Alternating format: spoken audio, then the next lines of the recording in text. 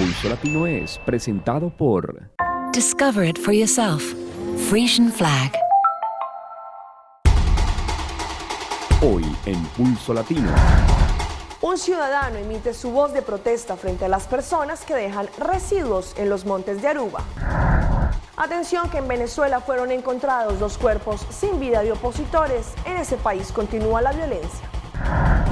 La cruzada delante de Superfood está generando peligro y riesgo para los turistas que quieran cruzar la calle. Llegó la futbolista que perdió una pierna en Ecuador a su natal Colombia. A su llegada fue recibida de una forma espontánea por familiares y amigos. Esto es Pulso Latino con Alejandra Forero. Bienvenidos a una emisión más de Pulso Latino. Agradecemos por su sintonía. Iniciamos nuestra emisión con imágenes enviadas por un ciudadano indignado al ver que un camión de placas DT691 estaba dejando residuos en el monte sin ningún reparo. Este tipo de acciones ayudan a que se controlen primero a los lugares donde la gente acostumbra a botar las basuras y también para saber quiénes son los desadaptados que le están haciendo este mal al medio ambiente. Un aruano indignado por ver lo que sus ojos estaban apreciando, decidió emitir una preocupante situación que se estaba viviendo en Roycochi, cerca de la entrada del Parque Aricog. Allí, él notó que un camión estaba dejando sus residuos de materiales de construcción tirados en el monte. En un principio pensó que se trataba de un camión de DTI, pero después se fijó que era un camión normal de placas DT691. En las imágenes se puede apreciar cómo el conductor del camión dejó todos los desperdicios tirados sin ningún tipo de consideración con el medio ambiente y sí a que se siga incrementando la problemática que se está viviendo hoy por hoy con los dump en Aruba. Es necesario controlar quiénes son los que están dejando estas basuras en el monte y especificar qué tipo de residuos se pueden dejar en los basureros legales que están instalados en la isla.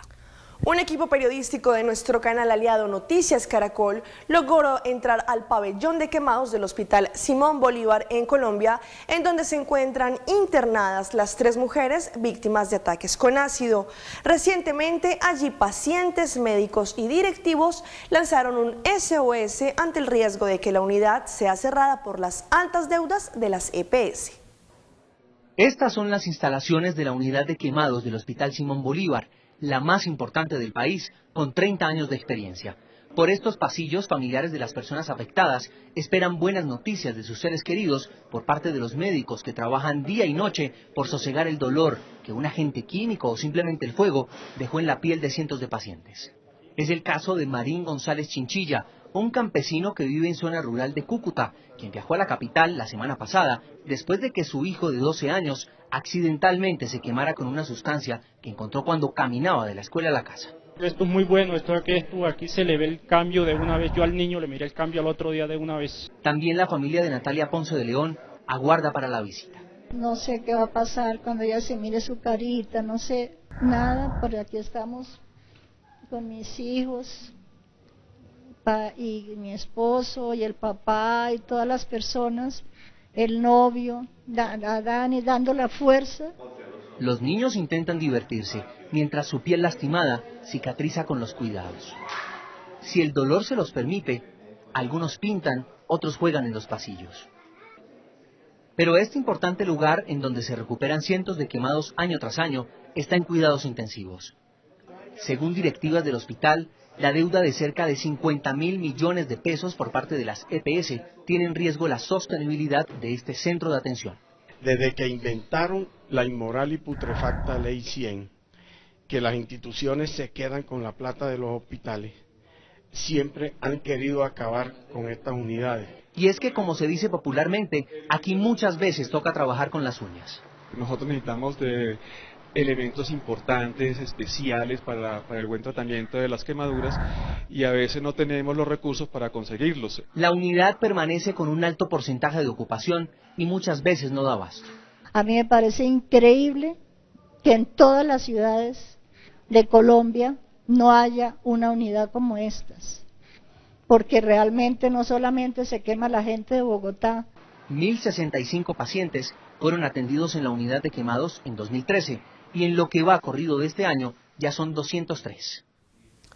Se recrudece la violencia en Venezuela. 2 ciclistas, uno de ellos amigo de infancia del líder opositor Leopoldo López, fueron asesinados en las últimas horas en Venezuela. Además, fue secuestrada la jefe de corresponsales de la cadena Globovisión. Entre tanto, los cancilleres en la UNASUR retoman hoy el diálogo con los actores políticos de este país. Beatriz Adrián, corresponsal de Noticias Caracol en Caracas, tiene los detalles de esta triste jornada. Hola, muy buenas tardes. Nos encontramos en el Cementerio del Este, donde esta tarde serán velados los 2 jóvenes ciclistas que aparecieron muertos en el Cerro del Ávila el día domingo. Un homicidio que ha impactado a la sociedad venezolana.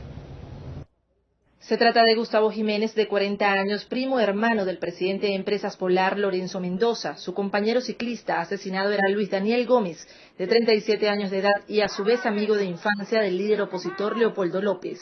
El sábado sus homicidas se comunicaron con la familia para pedir rescate y no volvieron a hacer contacto. Ambos cuerpos fueron hallados el domingo en el Parque Nacional El Ávila con 2 disparos en la cabeza cada uno. Aún no hay detenidos por este caso, pero las autoridades adelantan investigaciones por estos crímenes.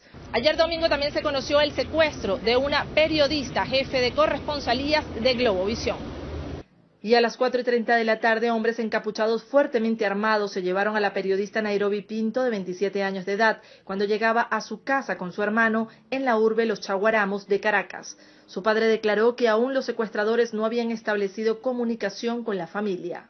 Y la situación de inseguridad que vive el país es una de las razones que mantiene la protesta en las calles. La comisión de UNASUR ha llegado nuevamente a Venezuela para intentar acelerar el diálogo entre sectores de oposición y de gobierno.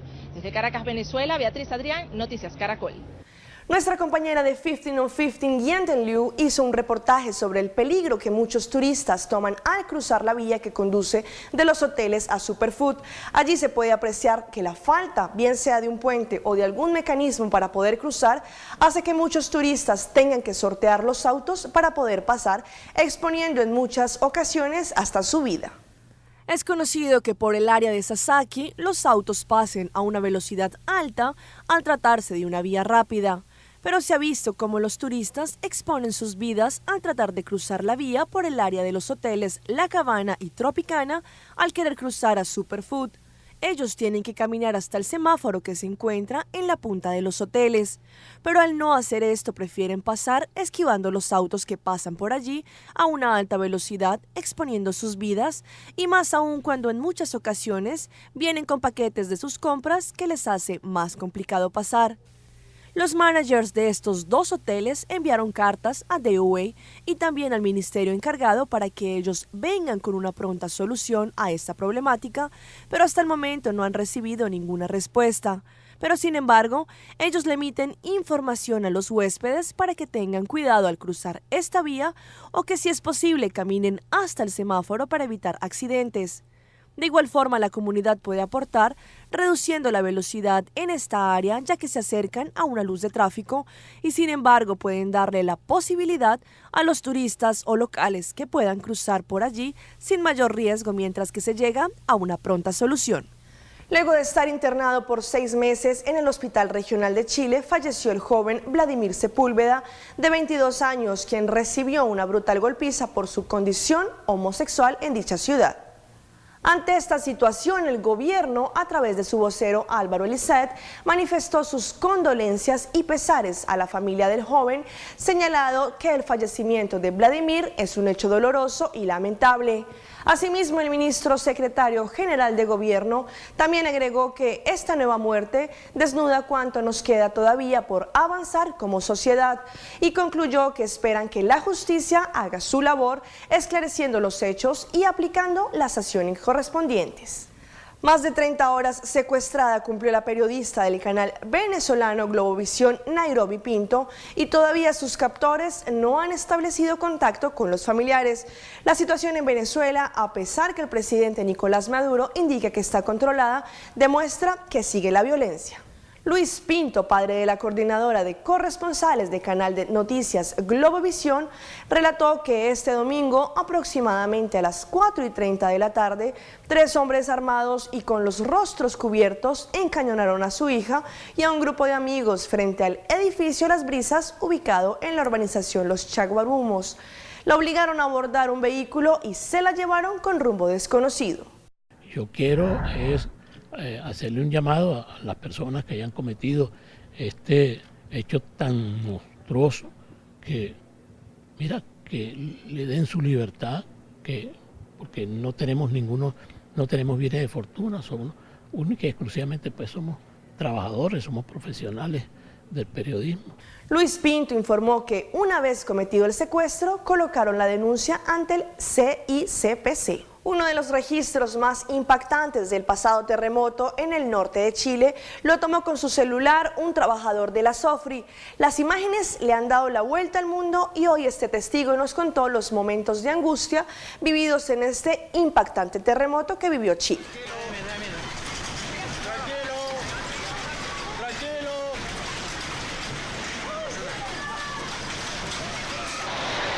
Fue un momento bien de pánico. Pero en realidad, no sé, me dieron ganas de registrar el momento, pude pescar mi celular y empezar a registrar el acontecimiento. Igual era un registro personal, nunca pensé que se iba a masificar tanto y a dar prácticamente la vuelta al mundo. A 6 días del terremoto, el autor de este video nos relata las emociones y el miedo que sintió en aquellos interminables minutos en que parte de la SOFRI se venía al suelo. Lo que más le impactó, nos cuenta, fue el segundo y feroz remesón del terremoto. Ahí ya no pudo seguir grabando. Hay réplica, en este momento hay réplica, sigue moviéndose todo, esto es terrible, esto es más grande de lo que yo pensé. No, ya, basta. En el relato mío se nota mucha desesperación, la adrenalina full. Y realmente, como se dice ahí, fue terrible, y el momento que uno dice ya basta es porque ya uno nunca piensa que si va creciendo o va a quedar ahí, pero fue realmente terrorífico. Pese a los graves daños que sufrió la SOFRI durante el terremoto, hoy se trabaja a toda máquina para que esta unidad empresarial, la más grande de la primera región, y su shopping abran las puertas el próximo miércoles. Cientos de trabajadores y locatarios hacen lo posible para remover los escombros, arreglar la mercadería y poner de pie sus negocios. Los gerentes de la SOFRI anunciaron que el miércoles gran parte de este megamercado reabrirá, lo que no cayó nada bien entre los aún asustados trabajadores que pasaron el angustiante terremoto en el recinto. O sea, si quieren venir a parar acá a la puerta a recibir a la gente, no tenemos ningún problema, nosotros venimos así, obviamente, pero estén aquí con nosotros. Ni siquiera se preocupan, están bien, se han sentido bien, o necesitan algo, nada, lo único que quieren ver es plata para el bolsillo. Lo primero acá es la seguridad de las personas, no cabe la menor duda que no vamos a poner ningún objetivo por delante de la seguridad de las personas. SOFRI da empleo a 36.000 personas y reporta a la región el 30% de su ingreso bruto. Son 15 millones de dólares diarios en ventas las que producen las casi 2.000 empresas y negocios que aquí funcionan. Vamos a tener que seguir viviendo en Iquique, con sismo o sin sismo, y vamos a tener que vivir en Iquique con SOFRI, porque sin SOFRI no hay Iquique. Mucho se ha especulado en Iquique con que aquellos productos que tienen daños menores o se ensuciaron al caer de las estanterías serán rematados a precios muy rebajados, idea que los locatarios no descartan.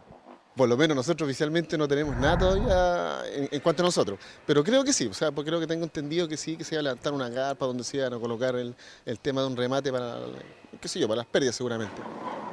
Habrá que esperar entonces hasta este miércoles para verificar en terreno las condiciones en que SOFRI reabrirá parte de sus locales, señal inequívoca de que poco a poco Iquique se levanta. Vamos a un corte comercial, pero ya regresamos con más información aquí en Pulso Latino. En breve. Se hizo el desvelo oficial de la multifuncional de NOR en presencia de ministros y directivas de estas oficinas. Al parecer, no solo Tiara Air es la única compañía que el gobierno de Venezuela debe fondos. A esto se le suma otra aerolínea.